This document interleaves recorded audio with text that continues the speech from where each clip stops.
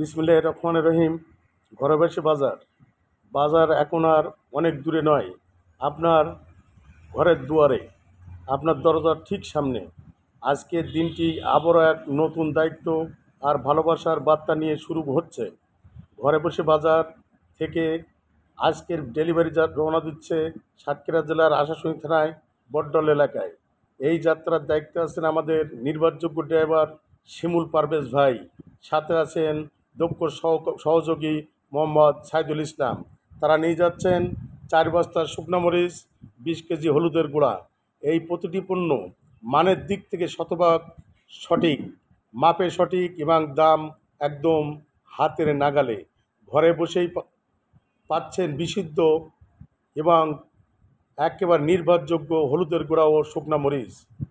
এই কার্যক্রমের সার্বিক তত্ত্বাবধানে ও সহযোগিতায় ছিলেন একজন নীরব মুক্ত সহযোদ্ধা, তিনি হলেন মোহাম্মদ আব্দুল গফফার গাজী।